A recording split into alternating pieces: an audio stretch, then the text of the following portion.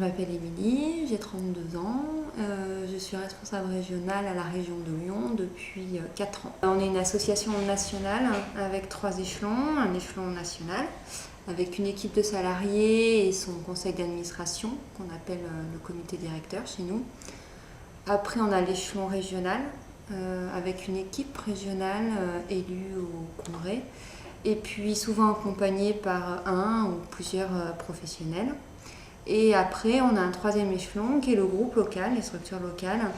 Donc c'est là où les enfants vivent des activités, où les parents peuvent s'engager aussi dans l'équipe de groupe.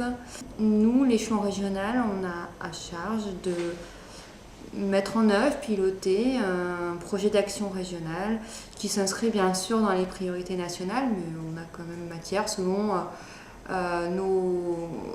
nos spécificités locales, nos envies, etc. Voilà, on décide de notre projet d'action régionale pour 3 ans. Nous, ce qu'on fait beaucoup, on a beaucoup travaillé sur l'accueil en public en difficulté sociale.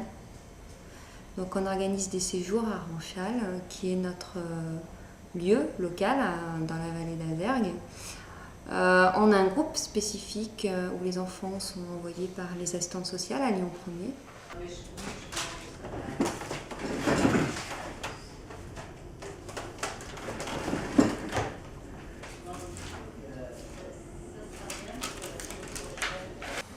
Sur la région Rhône-Alpes, les éclaireuses et éclaireurs de France disposent de 3 permanences dans lesquelles travaillent à la fois des salariés et des bénévoles en fait, pour la mise en place du projet de l'association sur la région. Un premier à Saint-Étienne, un autre à Grenoble et un 3e à Lyon, dans lesquels travaillent 4 salariés principalement sur des missions pédagogiques, puis 2 secrétaires à mi-temps qui sont chargés de tout le suivi administratif. Et nous accueillons également en fait, sur la région 3 services civils volontaires qui sont chargés durant 9 mois de développer un projet au sein de l'association.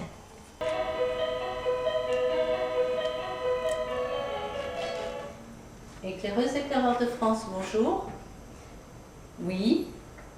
Oui, vous êtes à la région de Lyon ici, madame. Je vais vous donner les coordonnées du groupe qui est le plus proche de votre domicile.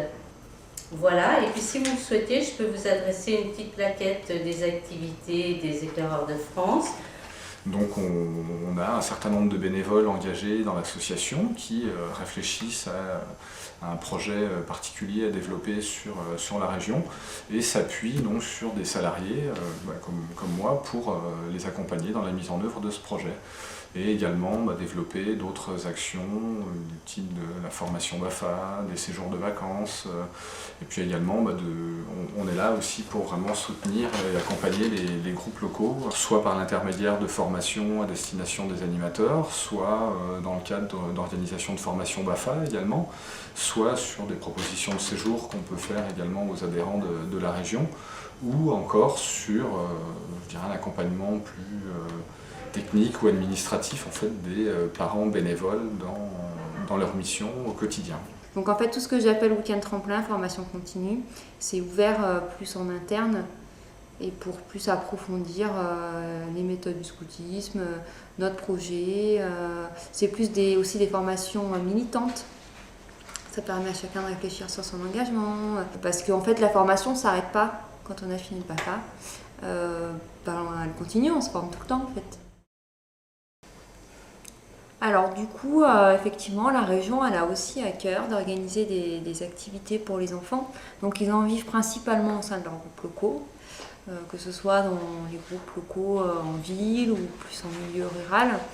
Et puis nous on trouve intéressant qu'ils puissent se rencontrer, qu'ils puissent échanger et puis surtout se rendre compte qu'ils font partie d'une grosse association, d'une plus grosse structure que simplement le groupe dans lequel ils ont l'habitude d'aller. Sur des thématiques comme les droits de l'enfant ou Dimbali qui était une action sur l'éco-citoyenneté ou même tout un week-end. Parfois ça peut même se passer avec nos régions voisines, Forez et Grenoble. Le national aussi organise des activités, donc des régulières, Capéclé, Défi Aîné. Donc Défi Aîné c'est un rassemblement national pour tous les aînés, les 15-19 ans de France. Et puis Capéclé c'est la même chose pour les plus jeunes, en fait pour les 12-15 ans. Et cette année, comme on est une association très jeune, toute récente, on va fêter nos 100 ans. Donc c'est quelque chose d'important pour nous. On a décidé d'en profiter pour se développer, pour se faire voir, pour réfléchir à notre engagement. Donc il y a une proposition pour les aînés 15-18 ans de partir en jamboree en Suède, sur un camp national. La région de Lyon organise à peu près la même chose, donc en enlevant le jamboree. Pour les 12-15 ans, voilà, son challenge, c'est d'emmener tous les 12-15 ans de la région en Suède. Et tous les louveteaux, eux, partiront tous les 8 ou 11 ans, et puis aussi les 6-8, partiront, eux, en Dordogne, pour fêter ensemble le centenaire. Donc on appelle ça les camps du centenaire. Depuis toutes ces années, je crois que les éclaireurs ont toujours su évoluer avec leur temps, et à la fois en prenant en compte la vie et les besoins des enfants, des jeunes, mais aussi de la société, et tout en restant très attachés aux valeurs et aux projets du scoutisme. Donc c'est une association attachée à défendre des valeurs de solidarité, de démocratie, d'éco-citoyenneté, de laïcité et de coéducation.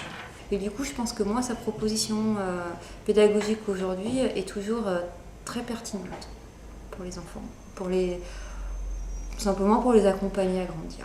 Voilà, quand je vois des jeunes qui s'engagent à n'importe quel âge, à qui ça parle, notre projet, qu'on vit, qui, même s'ils sont arrivés pour passer le BAFA, qui continuent avec nous, qui défendent certaines valeurs, certaines conceptions, je trouve toujours ça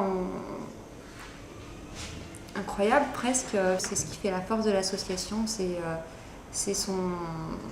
tous ces bénévoles, c'est sa force militante, voilà, c'est sa force bénévole.